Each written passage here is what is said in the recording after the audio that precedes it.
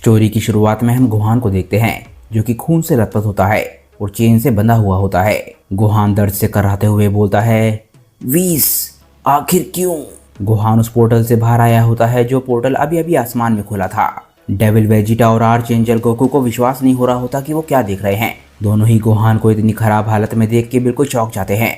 Vegeta एकदम से मुड़ के गोकू की तरफ देखता है और बोलता है, कैकरॉट आखिर यहाँ पर क्या चल रहा है? वो तुम्हारा बेटा ही है ना? आखिर वो यहाँ पर क्या कर रहा है? और आखिर वो चेन्स में ऐसे क्यों बंधा हुआ है जैसे कि हम बंधे हुए थे? गोकू अपने बेटे को ऐसी हालत में देख के बिल्कुल चौंक गया होता है और उसे कुछ भी समझ नहीं आ रहा होता। गोकू बोलता है, मुझे नहीं पता पर मैं उसे इस तरीके से नहीं रहने दूंगा। तभी गोकू चिल्लाता है, उसे छोड़ो, उसे अभी के अभी छोड़ो। गोकू की चीख इतनी गुस्से भरी होती है कि वो हर तरफ सुनाई दे रही होती है और इस चीख का वो इम्पैक्ट भी हमें देखने को मिलता है जो कि गोकू ने सोचा नहीं था। हमें बैटलफील्ड पे तीसरा सैयन दिखाई देता है जो कि अभी तक बेहोश पड़ा था और आखिरकार गोकू की चीख की वजह से उसे होश आने लग जाता है। ट्रंक्स उठता है, उसकी हालत थोड़ी खराब लग रही होती है। वो बोलता है कि वो आसमान में क्या है? ट्रंक्स की हालत इतनी खराब थी कि उसका उठना भी मुश्किल हो रहा होता है और उठते ही ट्रंक्स कुछ ऐसा देख रहा है जो कि उसने कभी सोचा भी नहीं था। ट्रंक्स हैरानी से बोलता है, गोहान नहीं, फिर से नहीं। गोहान को देखते ही ट्रंक्स को अपना वो समय याद आने लग जाता है जब उसे 10 साल के लिए कैद कर दिया गया था। और सिर्फ ट्रंक्स ही नहीं होता जो कि हैरान होता है। हम देखते हैं कि बारडॉक और गोटेन भी इसी प्लेनेट पर थे। वो भी पोर्टल से निकलते हुए गोहान को ऐसे देख के बिल्कुल हैरान रह जाते हैं। गोटेन बोलता है, गोहान। गोटेन एक बारी फिर से गुस्से में आने लग जाता है और चिल्लाता है, मेरे भाई को छोड़ो। गोटेन बहुत तेजी से गोहान की तरफ जाने की कोशिश करने लग जाता है। बारडॉक भी गोटेन को देख के एकदम से चौंकता है। तभी बारडॉक गोटेन को रोकता है और बोलता है, बच्चे यहीं पर रुको। बारडॉक ने गोटेन के पैर को पकड़ लिया होता है। गोटेन चौंक कर बोलता है, क्या? बारडॉक बोलता है, गोटेन शांत हो जाओ। तुम्हें याद होगा कि पिछली बारी जब तुमने इस तरीके से बिना सोचे अटैक किया था तो क्या हुआ था, पर इस बारी हम अकेले नहीं हैं। इसे कैकरॉट पर छोड़ दो, इसे अपने फादर पर छोड़ दो और चिंता मत करो, गोहान अभी जिंदा है। मैं उसकी एनर्जी को सेंस कर सकता हूँ। और जैसा कि बारडॉक ने सोचा था, हम देखते हैं कि गोकू गोहान को बचाने के लिए बहुत तेजी से गोहान की तरफ बढ़ रहा होता है। गोकू पूरे डिटर्मिनेशन के साथ बोलता है, गोहान चिंता मत करो, मैं आ रहा हूँ बेटा।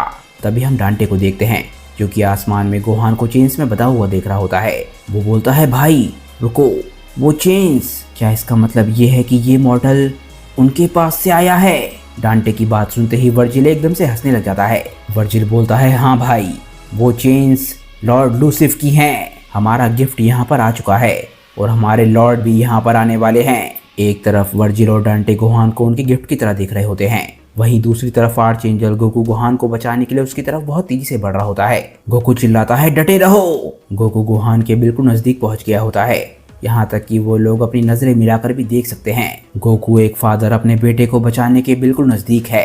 तभी हम देखते हैं कि गोकू अचानक से ही किसी चीज से टकरा जाता है। गोकू बोलता है, ये क्या है? किसी तरीके का इनविजिबल बैरियर गोहान के चारों तरफ है जो कि गोकू को उसके नजदीक नहीं जाने दे रहा।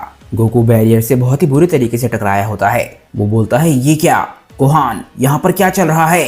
गोकू के बहुत ज्यादा स्पीड में होने की वजह से वो बैरियर से भी उतनी ही स्पीड से टकराया होता है। तभी गोकू उस इनविजिबल बैरियर को देखने लग जाता है और बोलता है कि मैं इसके आर पार नहीं जा सकता। गोकू के पास अपने बेटे को बचाने के लिए अब कोई भी ऑप्शन नहीं रह गया है। तभी गोकू बोलता है, नहीं गोहान, क्या तुम मुझे सुन सकते हो? मैं यही हूँ, तुम्हारे फादर यही हैं, कुछ तो कहो। गोहान कुछ भी नहीं बोलता और ये बात क्लियर नहीं होती कि वो गोकू की आवाज को सुन भी पा रहा है या नहीं। पर तभी एक आवाज आती है, कुछ कहूँ? आखिर तुम मेरे मुंह से क्या सुनना चाहते हो? गोकू इस आवाज को सुन के एकदम से चौंक जाता है। गोकू को उम्मीद नहीं थी कि उसे ये आवाज इतनी जल्दी सुनने को मिलेगी। ये आवाज बहुत गहरी होती है और गोकू इस आवाज को पहचानने लग जाता है। तभी गोकू गोहान के पीछे 2 पैरों को देखता है जो कि पोर्टल से बाहर आ रहे होते हैं। ये पैर बहुत ही ज्यादा डिमोनिक लग रहे होते हैं। इस पैर पे हर तरफ आंखें बनी हुई होती हैं और ये हमारे लिए काफी ज्यादा फैमिलियर हैं। जल्दी ही इस डीमन का पूरा शरीर हमें दिखने लग जाता है। हम देखते हैं कि इसके पूरे शरीर पे आंखें होती हैं और इसके बाल व्हाइट रंग के होते हैं। इसने अपने हाथों को फोल्ड कर रखा होता है और आखिरकार इस डीमन का चेहरा भी हमें देखने को मिलता है। ये डीमन हंसते हुए बोलता है, सच में आजकल तो तुम काफी अलग दिखने लग गए हो सन गोकू। ये बात हम में से किसी से भी छुपी नहीं है कि ये शख्स कौन है। ये है ओमनी डेविल लूसिफ जो कि मॉर्टल रैल्म और डीमन रैल्म दोनों को मर्ज करने के काफी ज्यादा नजदीक पहुंच गया है। पोर्टल से बाहर आने के बाद हम देखते हैं कि लूसिफ गोहान के बराबर में बहुत ही आराम से खड़ा होता है। लूसिफ इसके बाद बोलता है, मुझे नहीं लगता लगता कि हम लोग कभी फॉर्मली एक दूसरे से मिले हैं। तुम लोग उस वक्त वेजिटो के पार्ट थे, पर मैं वही हूँ, द ओमनी किंग, जिसने सैनो को सरपास कर दिया, यानी कि द फॉर्मर डेविल। तुम मुझे लूसिफ पुकार सकते हो। ये सुनते ही वेजिटा एकदम से चौंक जाता है। वो बोलता है क्या? गोकू भी हैरानी में विश्वास नहीं कर पा रहा होता। वो बोलता है कि नहीं, ऐसा नहीं हो सकता।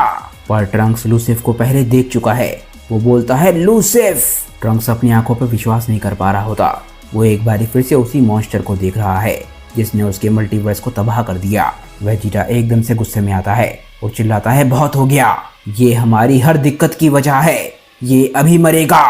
वेजिटा एकदम से गुस्से में आके अपना सबसे ताकतवर अटैक चार्ज करने लग जाता है। वेजिटा अपने इस अटैक में अपनी सारी एनर्जी लगाने वाला होता है और आखिरकार वो इस अटैक को लूसिफ की तरफ शूट करता है। अटैक शूट करने के बाद वेजिटा बोलता है कैकारोट वहां से हटो। पर वेजिटा का अटैक बहुत ज़्यादा तेज होता है और बहुत ज़्यादा ताकतवर भी होता है। और क्योंकि वेजिटा ने इस अटैक को अचानक से शूट किया था, हम देखते हैं कि गोकू भी चौंक जाता है। गोकू हैरानी से बोलता है वेजिटा तुम। गोकू के आर्चएंजल होने के बावजूद भी वेजिटा का ये अटैक इतना तेज था कि ये अटैक गोकू के बराबर में पहुंच गया होता है। गोकू बिल्कुल आखिरी माइक्रो सेकंड पे वेजिटा के इस अटैक को डॉज करने में कामयाब हो जाता है। वेजिटा का अटैक आखिरकार टकराता है। ये अटैक उसी बैरियर से टकराया होता है जिस बैरियर ने गोकू को गोहान तक पहुंचने से रोक दिया था। हम देखते हैं कि लूसिफ बैरियर के पीछे बिल्कुल आराम से खड़ा होता है और लाइट शो को एंजॉय कर रहा होता है। वेजिटा के अटैक के बैरियर से टकराते ही हम देखते हैं कि बहुत ही जबरदस्त धमाका होता है और इस अटैक का सबसे ज्यादा इम्पैक्ट जिसे झेलना पड़ता है वो कोई और नहीं, खुद आर्चएंजल गोकू होता है। वो खुद को बचाते हुए चिल्लाता है वेजिटा। गोकू मुड़ के वेजिटा की तरफ देखता है और बोलता है कि वेजिटा तुम्हें क्या लगता है कि तुम क्या कर रहे हो? मेरी बात छोड़ो, पर गोहान भी यहीं पर है। गोकू को वेजिटा की इस केयरलेसनेस से बहुत ज्यादा गुस्सा आ रहा होता है, पर वेजिटा का ध्यान गोकू की तरफ नहीं होता। वो अपने अटैक के बेकार हो जाने की वजह से हैरान होता है। वेजिटा बोलता है मेरा अटैक? वो मेरे अटैक से इस तरीके से कैसे बच सकता है जैसे कि कुछ हुआ ही ना हो? वो कोई आम अटैक नहीं था। वेजिटा जो कि एक पल बहुत ज्यादा हैरान था, अगले ही पल वो बहुत ज्यादा डरा हुआ होता है। वेजिटा के किसी वजह से पसीने छूट रहे होते हैं। तभी वो बोलता है कैकारोट अपने पीछे देखो जोकर। गोकू को पता नहीं होता कि वेजिटा किस बारे में बात कर रहा है। वो बिल्कुल हैरान होता है। वो बोलता है कि तुम किस बारे में बोल रहे हो? तभी हम एक बहुत ही डरावना सीन देखते हैं। हम देखते हैं कि लूसिफ गोकू के बिल्कुल नजदीक आ गया होता है और लूसिफ गोकू के नजदीक आके हंसने लग जाता है। आखिरकार गोकू लूसिफ को नोटिस करता है, पर वो डरने के बजाय एकदम से ही बहुत ज्यादा गुस्से में आ जाता है। गोकू लूसिफ पर अटैक करने के लिए एक पंच बनाता है और चिल्लाता है लूसिफ, आखिर तुमने मेरे बेटे के साथ क्या किया? गोकू आखिरकार ये पंच लूसिफ की चेस्ट पे मारता है और ये अटैक काफी ज्यादा इम्पैक्टफुल भी था। पर तभी गोकू लूसिफ के चेहरे के एक्सप्रेशन को नोटिस करता है। वो देखता है कि लूसिफ को कोई भी फर्क नहीं पड़ा है। गोकू बिल्कुल हैरान रह जाता है और बोलता है क्या? वो तो अपनी जगह से हिला भी नहीं। एक आर्चएंजल होने के बावजूद भी गोकू के इस अटैक का इतना कम इम्पैक्ट होना ये शो करता है कि लूसिफ कितना ताकतवर है और ये चीज गोकू भी समझ जाता है। तभी गोकू अपने हाथ को हटाता है और नोटिस करता है कि लूसिफ की छाती पे जरा सा स्क्रैच भी नहीं आया है। गोकू इसके बाद बिना डरे चिल्लाता है मेरे साथ खेलना बंद करो, तुमने जो किया है तुम्हें उसकी कीमत चुकानी होगी। तभी गोकू लूसिफ को दूसरा पंच मारता है। ये पंच गोकू लूसिफ के रिब्स पर मारता है, पर लूसिफ को इस अटैक से भी कोई फर्क नहीं पड़ता। सिर्फ गोकू के अटैक की हवा से लूसिफ के बाल थोड़े से लहरा जाते हैं। लूसिफ गोकू की तरफ देख के हंस रहा होता है और बोलता है कितनी अजीब बात है, मुझे डेजावू जैसा कुछ महसूस हो रहा है। लूसिफ एक काफी इवल स्माइल के साथ बोलता है लगता है नौजवान गोकू, लगता है तुमने मेरे छोटे भाई को तो सरपास कर लिया है, पर तुम जो आर्चएंजल होने की बात कर रहे हो, एक आर्चएंजल ऐसा बिल्कुल भी नहीं होता। ये मॉर्टल्स की बस एक नकल है, उस हर एक चीज की तरह जो कि तुम साइंस करते आए हो। गोकू बिल्कुल हैरान होता है और बोलता है कि नहीं, ऐसा नहीं हो सकता, मेरा कोई भी अटैक उस पे काम नहीं कर रहा है। क्या वो हमेशा से ही इतना ताकतवर था? गोकू आखिरकार लूसिफ की ताकत को रियलाइज करना शुरू कर देता है और उसके पसीने छूटने लग जाते हैं। गोकू को आखिरकार रियलाइज होने लग जाता है कि उसके सामने कितना बड़ा चैलेंज है। आखिर गोकू और वेजिटा लूसिफ के सामने क्या कर पाएंगे और क्या फ्यूचर ट्रंक्स गोकू और वेजिटा की कोई मदद कर पाएगा, ये हम जानेंगे नेक्स्ट वीडियो में। क्योंकि दोस्तों आज की ये वीडियो यहीं पे खत्म हो जाती है। मुझे नीचे कमेंट करके बताइए कि आज की ये वीडियो आप लोगों को कैसी लगी। दोस्तों अल्ट्रा वेजिटो की बहुत ही कमाल की स्टोरी को लिखा है कॉल मी आज ने और उनसे जुड़े सभी लिंक मैंने नीचे डिस्क्रिप्शन में दे दिए हैं, तो जाइए और उन्हें अपना पूरा सपोर्ट दिखाइए। अगर आपको आज की वीडियो अच्छी लगी हो तो वीडियो को लाइक करना बिल्कुल मत भूलिएगा और वीडियो को अपने दोस्तों के साथ शेयर भी जरूर कीजिएगा। मैं मिलता हूँ आप लोगों को अपनी नेक्स्ट वीडियो के साथ, तब तक के लिए बाय दोस्तों और थैंक्स फॉर वॉचिंग।